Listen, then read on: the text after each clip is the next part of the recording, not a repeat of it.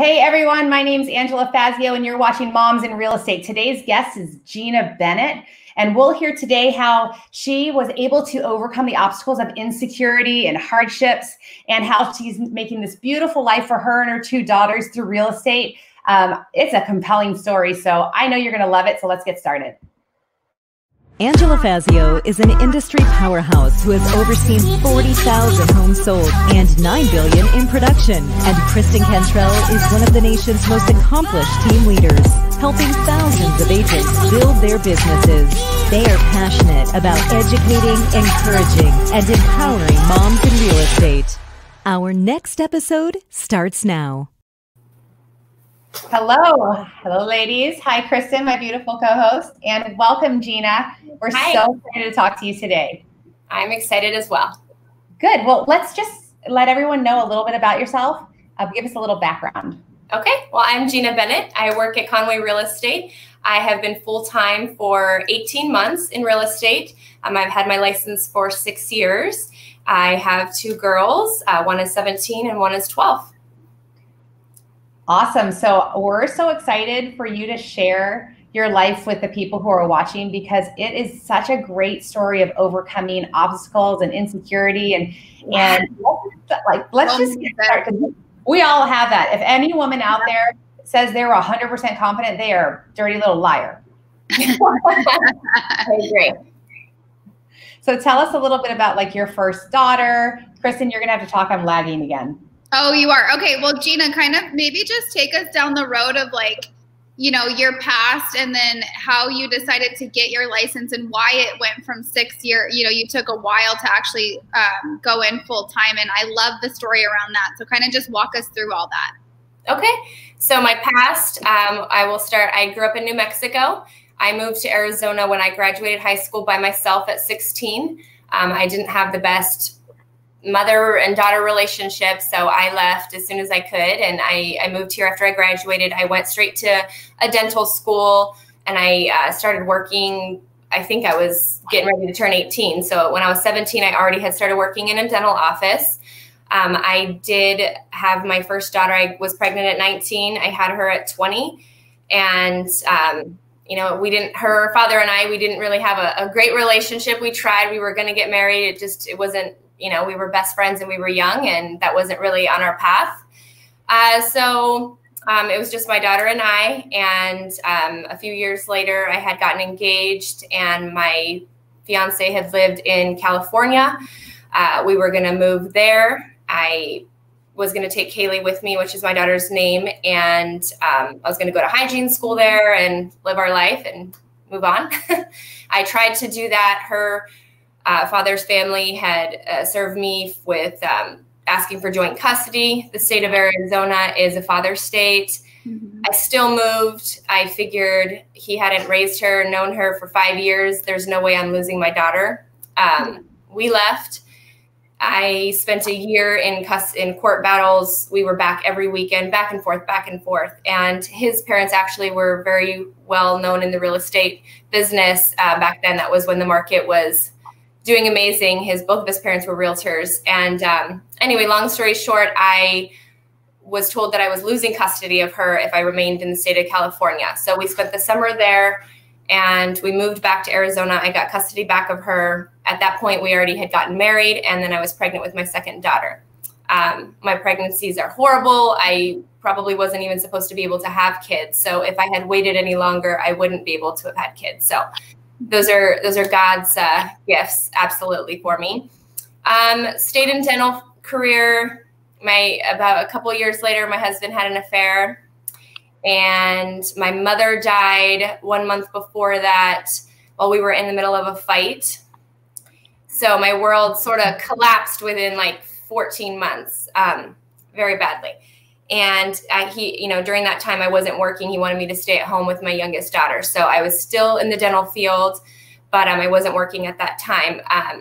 I had moved out, started on my own. I didn't ask for $1. I was actually approved for a very low income residency. I didn't end up taking that. I had borrowed some money from a friend and got an apartment and just built myself back up in my career.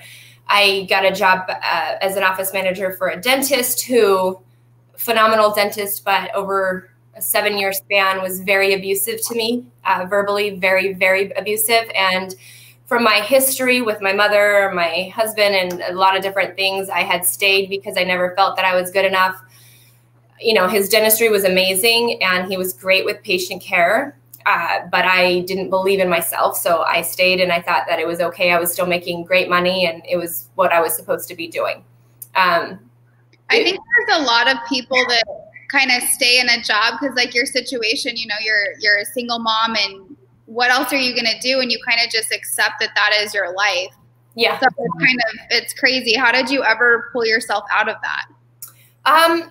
Well, at that point, I had been now in dental for 12, 13 years, and real estate was something that I always wanted to try. I had seen it work for so many people. I love the human contact, the sales. I really pride myself on that, but I was always super scared of the math, honestly, on the test. I was scared that I was never going to be able to pass. The worst part. I know. All I could hear in my head was, you're not smart enough. You can't do it. Who's going to work with you when there's all these agents that are successful? Like, what are you compared to them? So I never took the test. Finally, I was changing offices in dental and I had a gap. And I just did the crash course. I did the 3-week program, went to school every day. I passed it and I got my license. Then I was like, awesome, I got it. Well, you're still not smart enough to use it. You're still not better than anybody else. So you just keep that in your back pocket and pretend that you're a realtor. So I stayed in dental and I had paid, you know, every year my dues, and I had renewed my license twice. And I was like, you haven't even touched the damn thing. Like, you got to try. So I had hung it at Keller Williams during that time, and I did a few open houses, but I just didn't have like that hands-on. It was very corporate. I didn't have anybody holding my hand, just kind of teaching me the steps, the ropes, and giving me that confidence that I needed.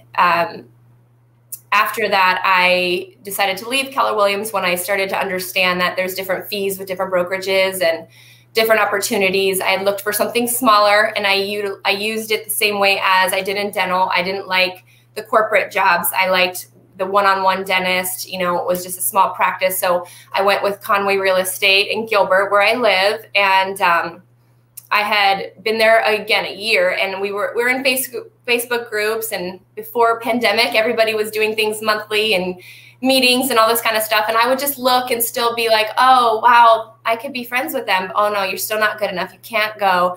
You know, I still talked myself out of it, even though I was a part of it, and they were very welcoming. And a year later, fast forward, there was a party bus that our broker had reserved to take us to a haunted house. And it was like, drink on the bus, go to the haunted house, get to know everybody, have fun. So I was like, okay, I love haunted houses. This is my sign. We're doing it. I'm not renewing my license again and not trying. So I go on the bus and a couple of drinks. Now I'm all, oh, I love everyone. You know,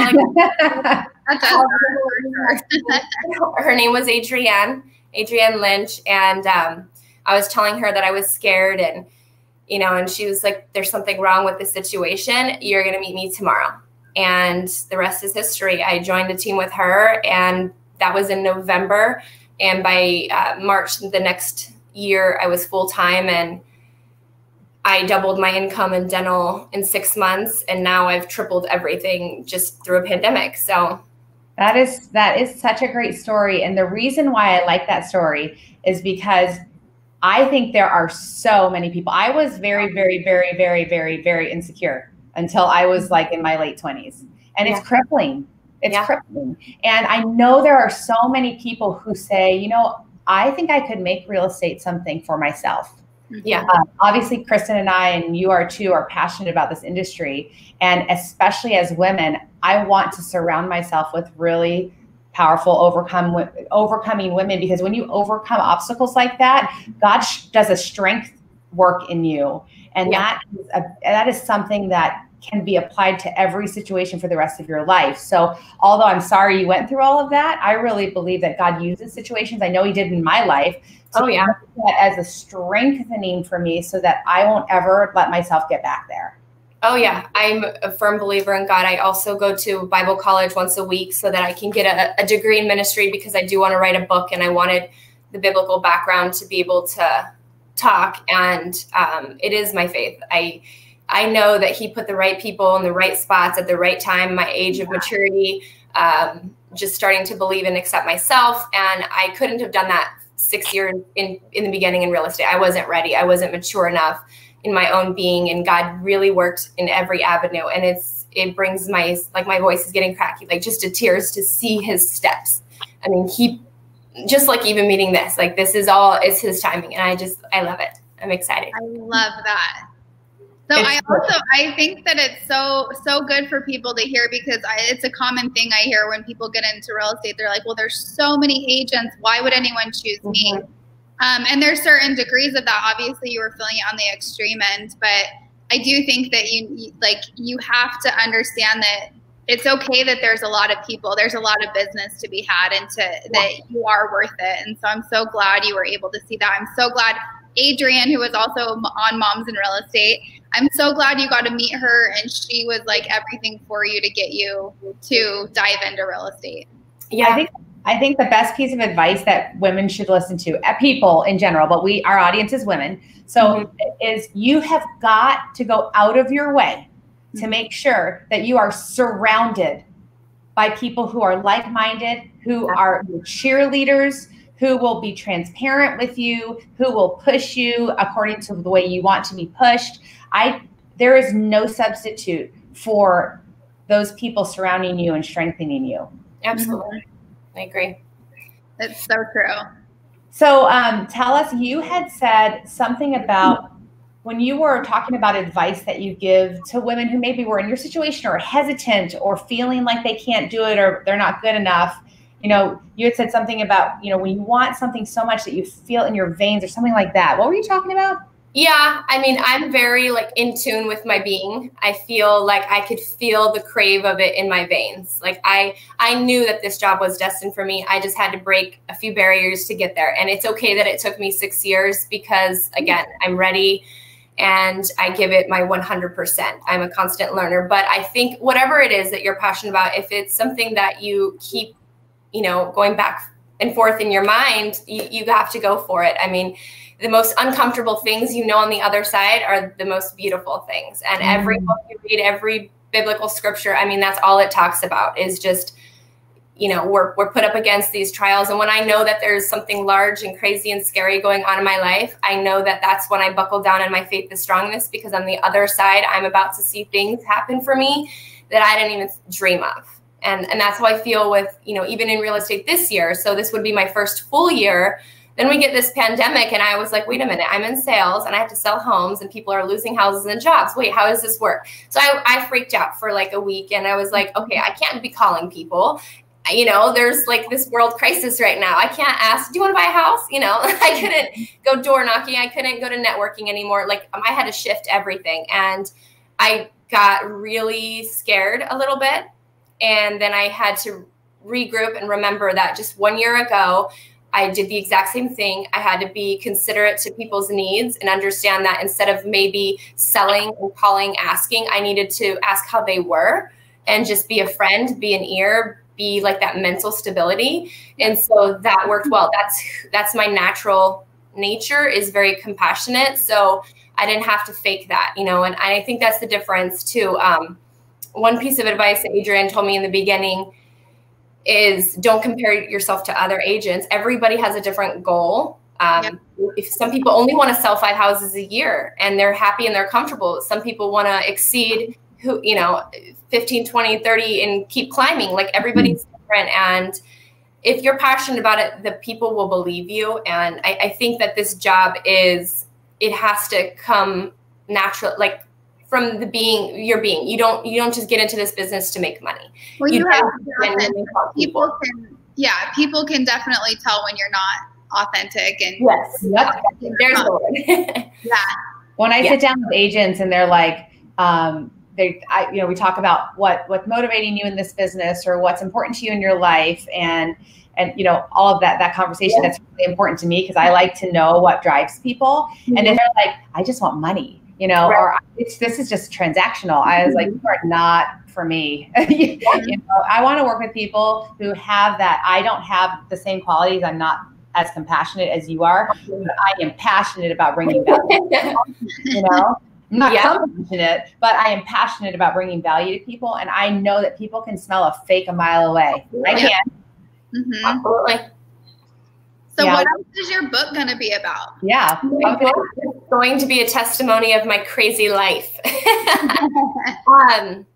Just, you know, my childhood, where it put me mentally and emotionally, and then just all the steps that I've gone through, you know, having my kids young, being divorced early and young, an affair, my mother dying, and my job transition, the boss that I worked for in dental that, you know, he actually threatened my life. That was the day that I walked out the door. I mean, there's a lot to me. And I just feel that the message is, you know, a long time ago when I was young, God always put on my heart that I'm going to save hearts. I'm going to, and I'm going to take care of people. And I feel like I've been put in all these different situations so that I can be a resource to people. And that's what I really want to do. And in real estate, I really love the connection between people. I've become friends with these clients, and I've been really blessed that just in this short time, I've been given so many referrals, and people are my friends now. And we go to dinner after our deals, and I go visit their houses, and they send me pictures of photos. And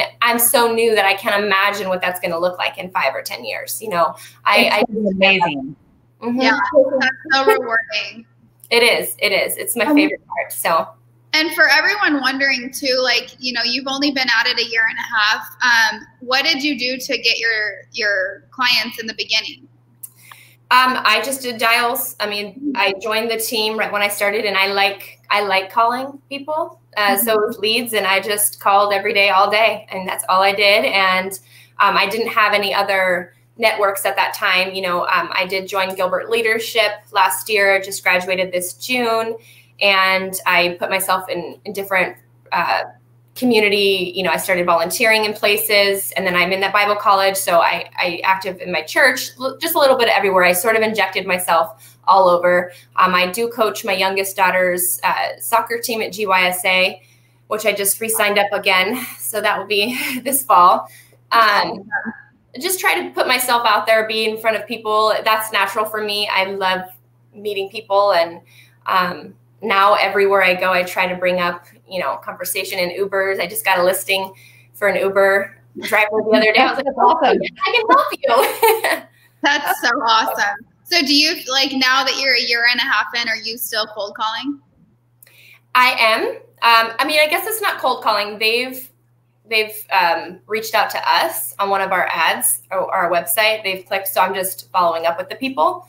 So I'm still doing that. I enjoy that, especially with the pandemic right now. Things are back to being different. We can't really get out there and be around so many people. So, and I actually do like dials, but I mean, I'm still doing it.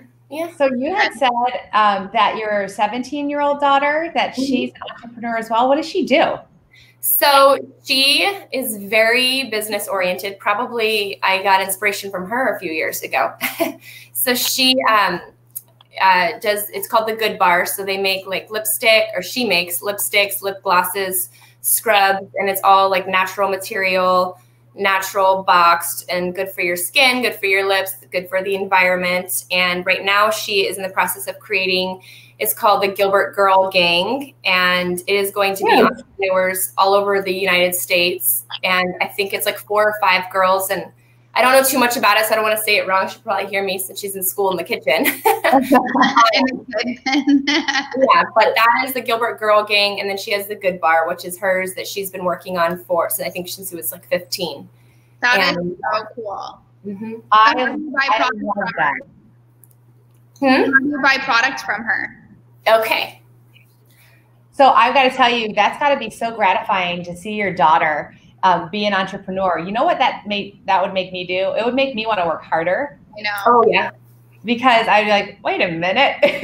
I know. 17 and I need to up my game, which is why I love to surround myself with people who are really going after it.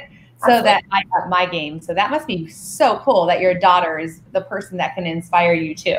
Oh yeah. You know, over summer, and she also is in college and high school. She got a grant a year ago. So she's doing her junior and senior year while she's in college. I mean, high school and taking college classes.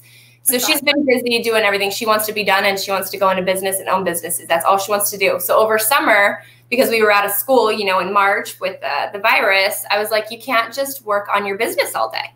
And she's like, do you know that no other parent would tell their kid that they can't work on their business? And I was like, oh, because in my mind, I'm like, you're just on your phone. You know, I was like, I want you to get a job. I want you to just utilize some other time. And she was like, wow, I can make more money in 1 hour from my business than I could go for working for somebody else. And I was like, okay, well, you're still going to go work for somebody else for a couple of hours and learn the skills, because she hadn't really had a job yet. I'm like, you need to have that. And then you can look at it and realize you never want to do that for a living. That's okay. That's right. So she's working at a Montessori school and just part-time in the afternoons. But she's like, I'm done now. I'm done working for people. I'm not doing this. So it's neat. It's neat to watch her. She's so young and she already believes in her business and herself. I mean, I'm still working on it. I'm 36. You know, I love that. She inspires me daily to see that drive. Well, thanks to God and thanks to what he put you through that you could raise strong daughters. That is a gift. That's awesome. So I know that just hearing your story and seeing how, I don't know, I'm proud of you. I just think it's a spectacular story and it inspires me. So I'm so grateful that you shared that with us. And I know that people are going to be blessed when they hear. Good. I'm glad. I hope I help other women. Absolutely. Yeah. And if you are watching this, I don't care when you're watching this or listening to this, if you do not have people around you that are building you up, that are helping you, that are encouraging you, if you don't have really great cheerleaders around you, you need to call Kristen, me, Gina. We need to get around you. You need to get around us and we will lift you up. So any last words from anybody? No, I appreciate the both of you. And I hope that this touches someone that needs it today. Yes, I do too. I know that God never puts his word out there. It doesn't come back void. And we have done that. So God bless all of you. Have a wonderful week. Thank you, beautiful Kristen and Gina. It was a pleasure. Thank you. Thank you.